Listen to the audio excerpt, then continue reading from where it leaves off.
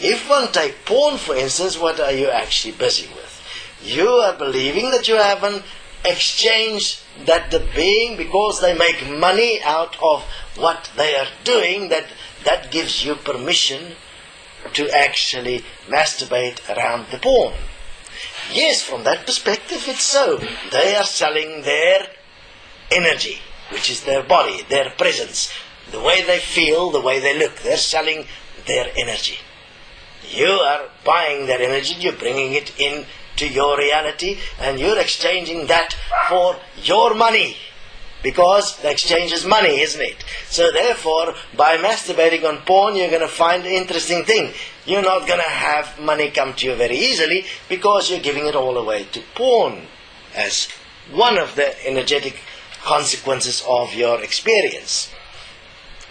Secondly, you are creating an imaginary world that will influence the relationships you have, and that will cause you to lose respect or to compare your relationships between the imaginary one, which is like a quantum reality where everything is perfect and you are the superhero that fucks any girl up to the standard that she believes you're God, while in your real relationships it's not so easy. I mean, that's a real thing. You've got to really work at it to get to the point of the expression being wow.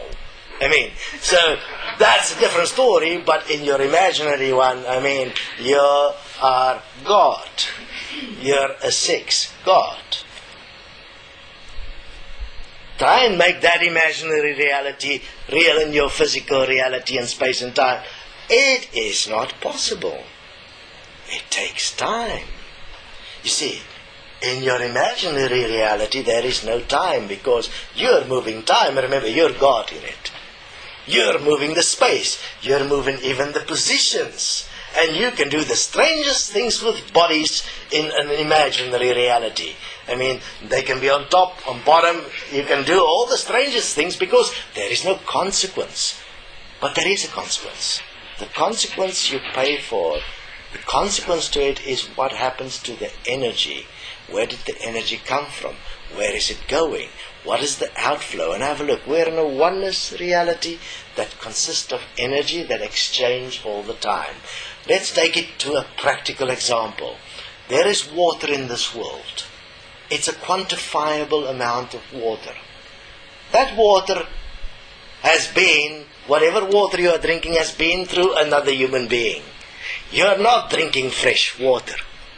You are drinking water that's already been through a human or a plant or an animal. And that has been through a process, either through the earth or a chemical process, been purified so it is drinkable again. But it's not original water you're drinking. None of the energy within a oneness reality is original energy. You came into this reality of energy and you found it this way. And when you leave, have a look. When you leave this reality, you don't take your energy with you. It stays here, because if you were taking it with you, there would have been something different in this reality. But when you leave, the only thing different in this reality is you're no longer here. Just your name is on a cross. Here lies the late so-and-so, and you've been lying all your life, and you're late. I mean, you died. I mean, you were not on time to understand how this works. Then you say, okay, but this doesn't make sense. There must be a creator, there must be a God. Why would God do this to us? I mean, have you ever noticed God anywhere but in your own mind, in your imaginary reality? In the real world of space and time, where we work with real energy, you do not see God.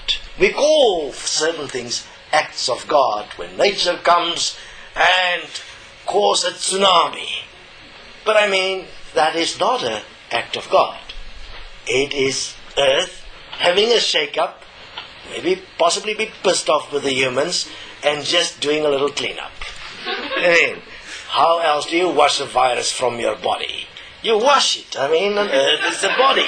So Earth wash it and clean up and says, I mean, if love is to exist, you can say that earth represents love, because earth allows the human as the most abusive possible form of life to exist.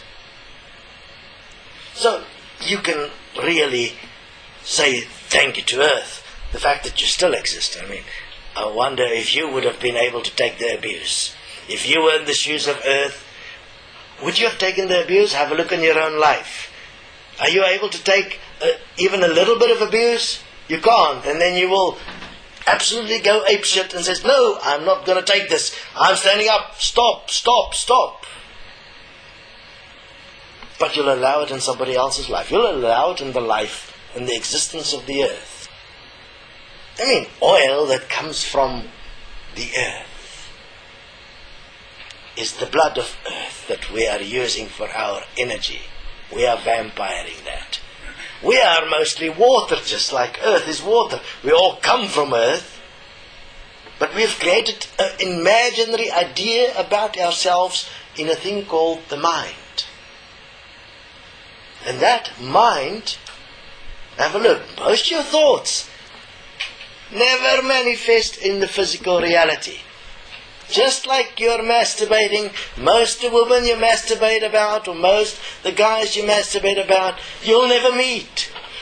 They're imaginary from a certain perspective. But you've seen them somewhere, you take their energy from them. You've seen it in a picture. Sometimes you conjure up your own anime being that you're having sex with. But, I mean, the anime being exists as an energetic expression of the person that draw the picture.